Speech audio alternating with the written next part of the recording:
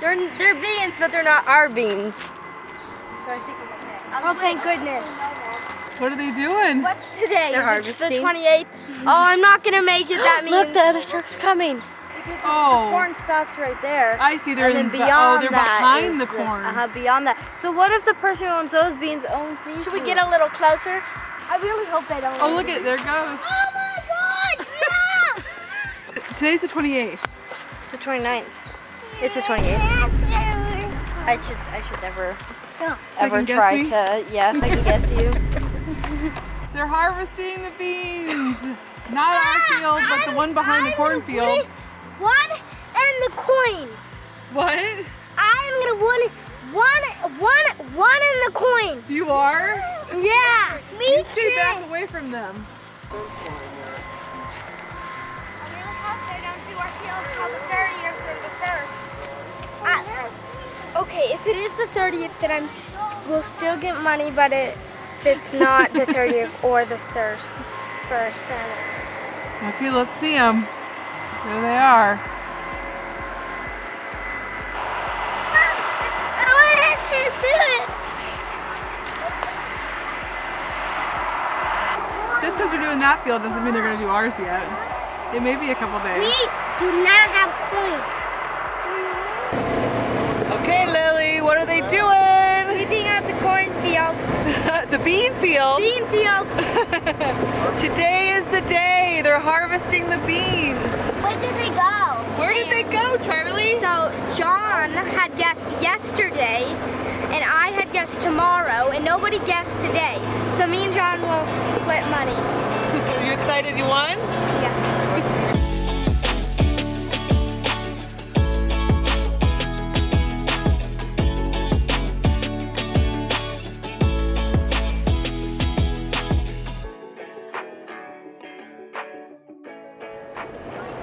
No, you're going to want to stay away from the combines. Why? But as soon as they're done, Those are dangerous. Darn it. Darn it. Wasn't your day. No. oh no, Gavin's driving it. No. Oh, Gavin's driving the mower? He's going to have to be filling it with gas, John. We need gas in that. Have you checked it? Yes. I think I just put enough to move it around. Mommy, I have no shoes.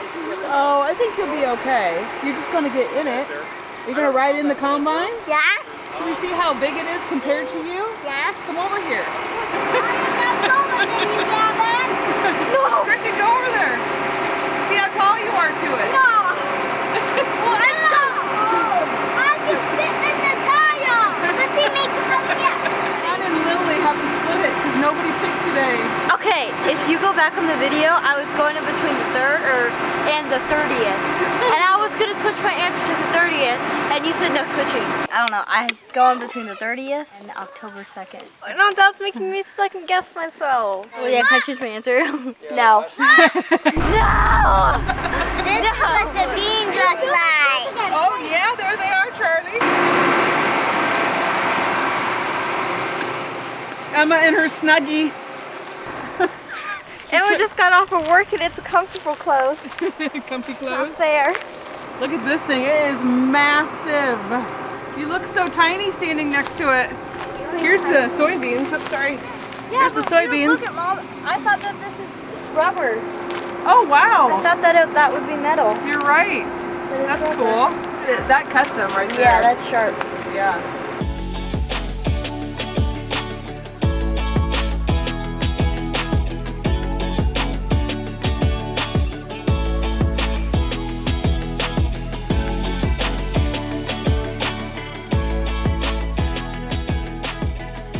Okay, so the other kids are on the Cub Cadet now. That's something Virginia that the other kids were just on. Anyway, right now Logan and John and Elena on it. They're having fun. They're right there too.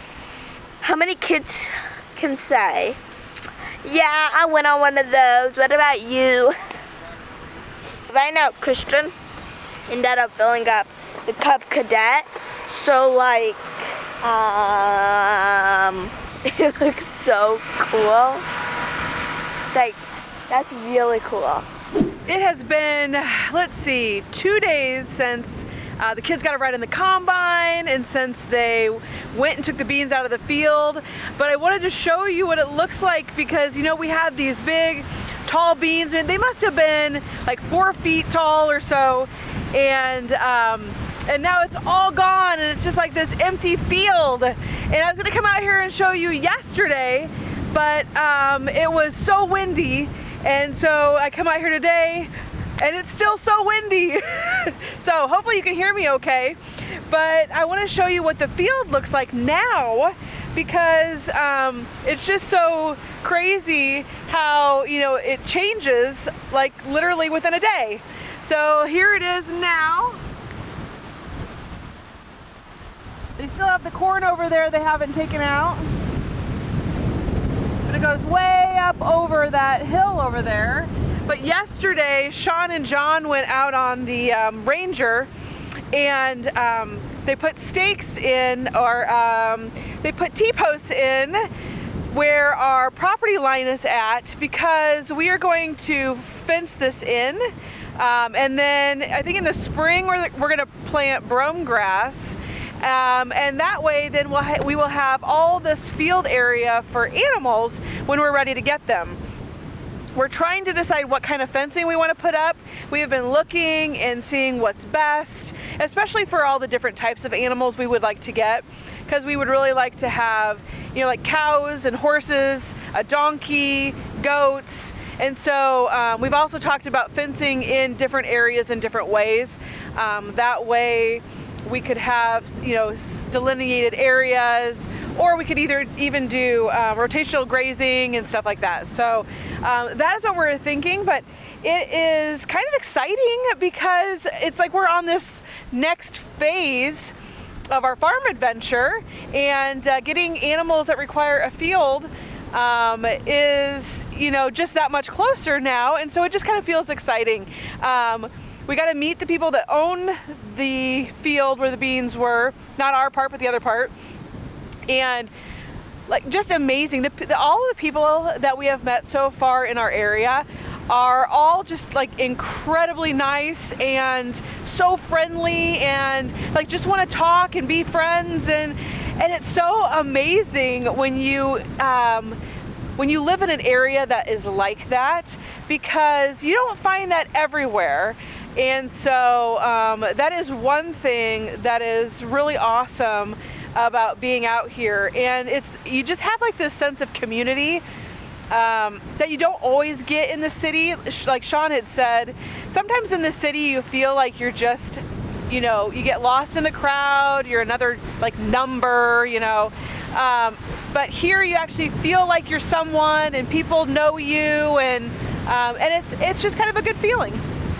So, Christian, the last couple days, has been making a fort out of our wood area. Oh, he wants me to see something. Oh, who is that? That's Hazel. Here's Maisie. They almost look identical. Be nice to her. You think she'll like it in there? Yeah. Oh, she just won out. She did. Yeah. And this is my top bed. This is your top bed? Yeah. Oh my gosh, it's been windy. So you had to put some stuff on here to hold it down. Yeah. Yeah. The shovel is like really, really strong, but... Is it? You have your, looks like your lunch there. Yeah. And some toys holding it down. Yeah. Goodness. You like getting in there and laying down? Mm-hmm. But right now the cat has your bed. Yeah. She's silly. Oh, you're going to lay on that? Okay. Take a nap, I guess. Oh, uh-oh. Take a nap, I guess. I don't know about this. You come in here. You need your puppy pillow, I guess. Yeah. Yeah. Not up. He is down here. Is he down there? Oh, there he is. Okay, now you can lay down and take a nap. Enjoy the sun and the breeze. Yeah. Say goodnight, Christian. I love you. Update on our second batch of eggs that we put in here. Here they are. And yes, there are actually more in there than what I originally put in. I'll tell you about that in a second. But let's see how many days we have left. 10 days. That is, wow.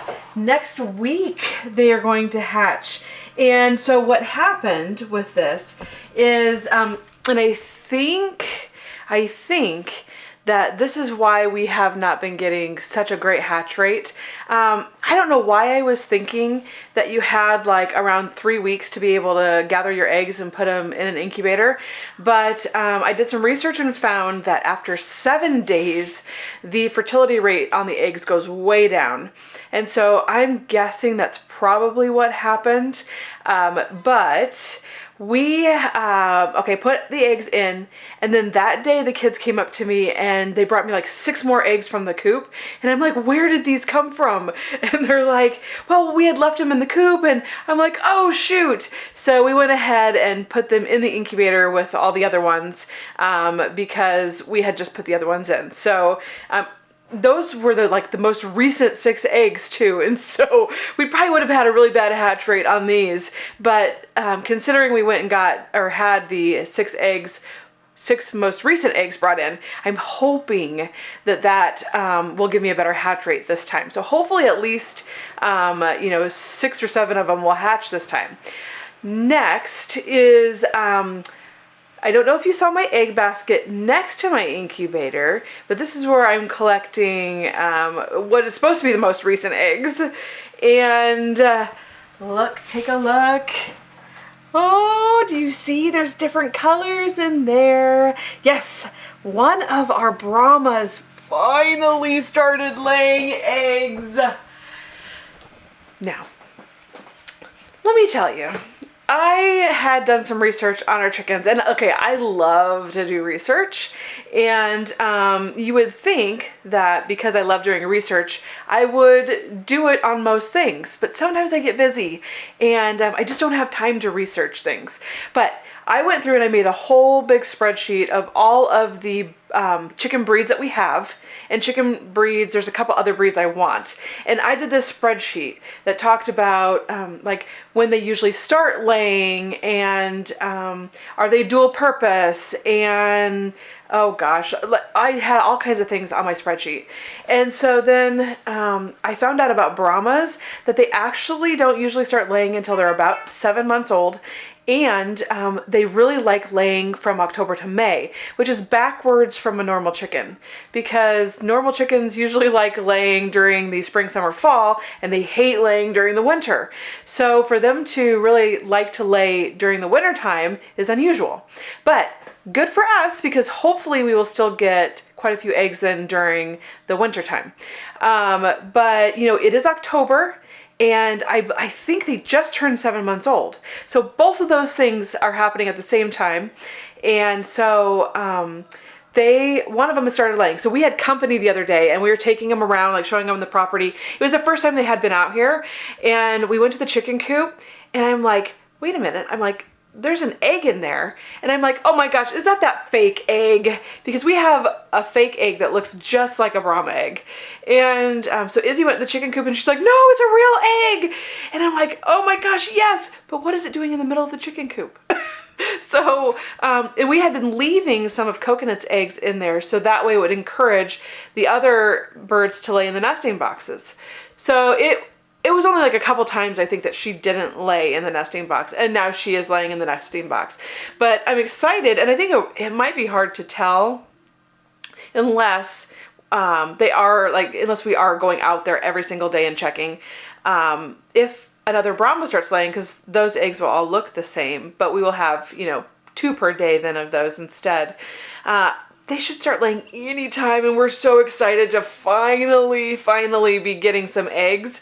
And then I think our guineas, actually I know our guineas turn 4 months old this month. And so I'm not sure when guineas start laying. I have not looked that up. But then right after the guineas turn 4 months, the rest of our birds, it was like almost weekly we were buying different kinds. They'll all start turning 4 months. And so some of those breeds will actually start laying that early. So I'm hoping that we get some egg laying before the winter comes and they get a little discouraged. But if we can keep their coop light, like have a light in there and keep it warm, that will encourage them to continue to lay too. Funny story though, when we were in Texas, we had a bird, we had a light on, and it did encourage them to lay longer because we would leave the light on until like 8 o'clock at night. And one night we were a little late turning that light off, and the bird jumped up, and it was like one of the had a pull switch on it. One of the birds jumped up, grabbed the switch and pulled it and turned the light off because they were ready for it to be dark, which was hilarious. And the only reason we knew that is because we were walking to the coop when the light went off, and we're like, well, that's weird. Who's turning the light off?